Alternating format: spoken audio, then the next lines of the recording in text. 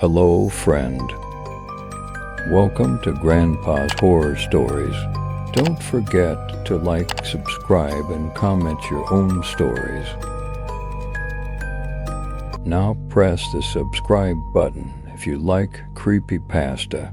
Somebody has been leaving notes around my house. They're starting to freak me out. They started innocently enough. Don't forget your keys. Read the first message, scrawled on a sticky note in loopy letters. It had been left on my fridge door. It immediately grabbed my attention because at the time I lived alone. I had no memory of writing it, and the handwriting didn't match mine or anyone I knew. I was slightly perturbed, but wasn't sure how to react. In the end, I just tossed the note and went to work. The second note came a few days later, left on my kitchen counter.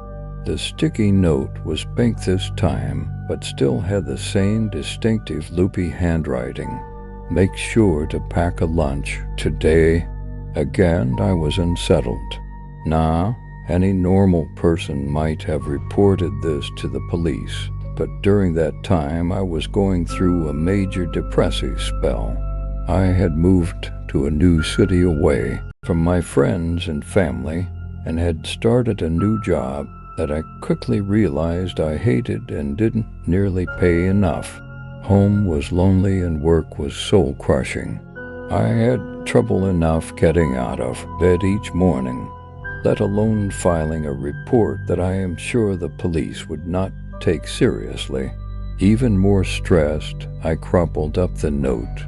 However, I ended up packing a small lunch for myself. Usually I didn't bother to put in the effort and just ate cafeteria food. But against my better judgment, I fulfilled the wishes of the note. That day the cafeteria was closed. The main cafeteria fridge had broken overnight and many of the frozen lunches inside had gone bad.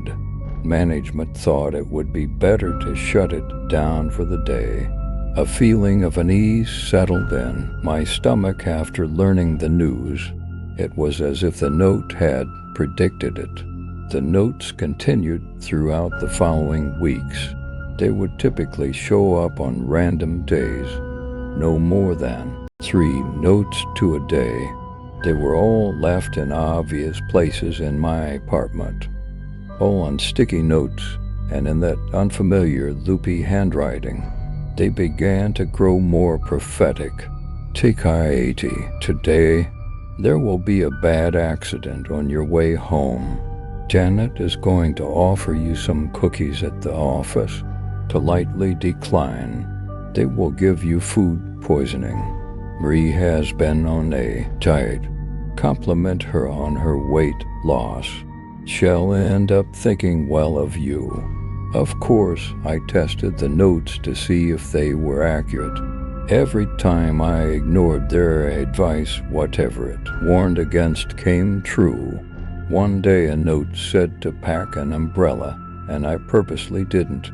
It was forecasted to be sunny that day, so any normal person wouldn't think to pack one. But sure enough, I got soaked that evening walking to my car. I was incredibly curious about the notes. There were so many questions I had about them, and those unanswered questions kept festering in my head. I tried writing notes back in return and leaving them out, but never got a response. It'd speak out loud and ask questions as if or in case the note writer could somehow hear me, but this only made me feel foolish. It'd occasionally make a surprise visit home at odd hours just to see if I could catch the note writer leaving their notes. Of course, I never caught them. I tried installing cameras in my apartment, even making sure all the cameras were completely hidden. But the next day I found every single one of the cameras' insides completely torn out and placed on the kitchen table with a single note next to them reading, "Never do that again." The notes stopped coming after that, which made me deeply regretful. I had grown accustomed to the notes. I had begun to rely on them even. They had significantly improved my way of life over the last few months, both mentally, financially, and socially. I had actually started making friends at the office thanks to their advice, and for the first time in my life I was even a bit popular. My managers, who before the notes didn't pay much interest in me, now valued my presence and would ask for my opinion on projects. It was no secret I was on my way to a promotion. Could I still do that without the notes? I also value the notes as a friend, as weird as that sounds, or more like a guardian angel. Wherever they were from, they were always protecting me. Without them, the future was suddenly unknown, dangerous. Every time some mild annoyance popped up from that point, from bad traffic to stressful work situations, and even a minor paper cut, I thought about how this all probably could have been avoided if I still had the notes. The next week, a bright green sticky note appeared on my bathroom mirror. "Don't forget to call Mom today. It is her birthday." I nearly cried. I decided to sack my investigation and just accept things as they were. Slowly, the fog of my depressive spell began to lift, and I could feel myself returning to how I used to be. My confidence rose, and for the first time in a while I felt in equilibrium with my life. I went out, cracked jokes, and even managed to clean up my apartment. I also managed to get a girlfriend somehow. Her name was Amanda. I met her at a pub when I was out with my buddies. The best part of all this is that for some reason, she seemed to actually be into me. She was gorgeous, way out of my league really, with long auburn hair that reached down to her back with soft brown eyes. Her laugh was lovely, and the lemon-scented perfume she liked to wear was intoxicating.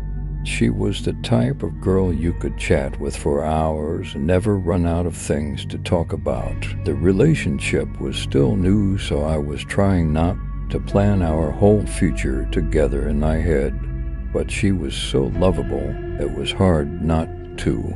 At some point I briefly thought about telling her about the notes. I've always wanted to tell someone about it, but never really had anyone to tell up until now. I decided not to, however, afraid she might think I was crazy. There was no point so early in the relationship making her think I was a loon. Plus, I was afraid the notes might stop again. If whoever was leaving them clearly didn't want me looking into them, how would they react if I shared what was happening with somebody? So at the moment I kept it to myself. Amanda had a hobby of cooking and had invited me to her house on Saturday for, in her words, the best fucking spaghetti you'll ever eat. I was pumped, since this was the first time I would actually visit her house. I was in a good mood that evening as I was getting ready for the date. I hummed to myself, happily thinking about how lovely this was going to be, and went downstairs to grab my keys. On the kitchen counter was a new hot pink sticky note. I picked it up instinctively. "Kill your girlfriend." My brain stopped for a moment. I read it once, twice, a third time, the words flashing in my brain, but hitting an error every time.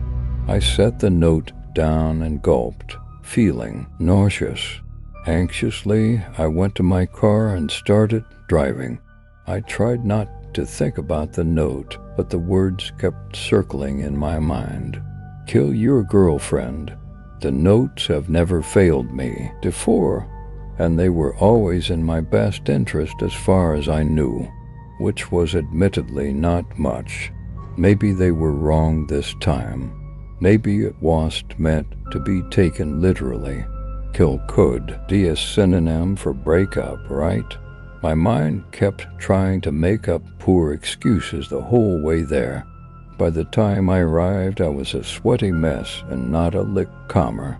I pulled down my sun visor to check my face, and a bright green sticky note fluttered out. I went cold. The notes had never appeared outside my house before. Hands shaking, I picked up the note and read it. Kill Amanda. Take the gun from your glove box and shoot her. I looked at my glove box wide-eyed. I did indeed keep a handgun in my glove box for safety purposes. I wanted to puke to believe this wasn't happening. Again, I ignored the note and walked up to Amanda's house, trying to shake the message from my mind. She answered the door almost immediately after I rang the doorbell. "Hey, what's up?" she said with a bright smile, but when she saw my face, the smile dropped. "You okay, Gary? What's wrong?" she said in concern. "Nothing," I lied, trying to force a smile. "Well, actually, I think I have a bit of a stomachache." Come in, she said, ushering me in. The inside of her house was cute and homely, and she fretted over me worriedly as she led me over to her kitchen table. She then took my hand and rubbed it comfortingly. "If you're not feeling up to spaghetti, we can always have it another time. Don't worry about it. Do you want any antacids or something?" I smiled. The way she was so concerned for me over a simple stomachache made me fall in love with her all over again. My heart panged with both love and guilt. The aroma of cooked spaghetti was also extremely strong, and even though she said it was fine, I knew it would probably be a bummer for her to pack away all that spaghetti after just making it. "I'm fine, sweetie. I probably have a stomachache because I haven't eaten much today. I was looking forward so much for your spaghetti." Her smile returned again. I always loved how fast she smiled at things. "Well then, mister, hungry, let me grab you a bowl." She left for the kitchen. I reclined back inside it, sticking my hands in my pockets. I felt a crinkle of paper. Shit. I pulled the paper out of my right pocket.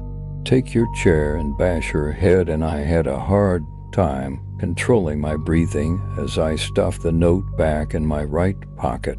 I also felt paper in my left pocket, and against my mind screaming for me not to, I pulled it out, realizing that it was actually two notes crinked together. Shakily, I unwrinkled the first note. "To not eat the spaghetti." "Drugged, what's that, Gary?" asked Amanda behind me. I nearly jumped out of my skin. I stuffed the notes back in my left pocket. "Oh, Jay, just some note from work I forgot was in my pocket is all," I said in a weird voice. She frowned, looked like she wanted to say something, but then thought better of it. "Here, babe," she said gently, handing me a bowl of spaghetti. It looked heavenly. I wanted to puke. She sat next to me with her own bowl. She rested her head in her hands and looked at me excitedly, expectantly. I stared at her blankly. "Well, take a bite, silly," she said, gesturing towards my bowl. I am SOS sorry. I really need to use your bathroom." I jumped up and started looking for her bathroom. She jumped up after me, looking confused. "Gary, what's wrong? You've been acting weird." When I found the right door, I went in and locked the door behind me. She kept knocking and knocking. "Gary, Gary, seriously, What's wrong with you? Is the stomach ache that bad? Talk to me, Gary, please. I backed up and against the bathroom wall, then sank down to the floor. I pulled out the 2 notes from my left pocket again, this time reading the second note. My heart sank. She is not Amanda.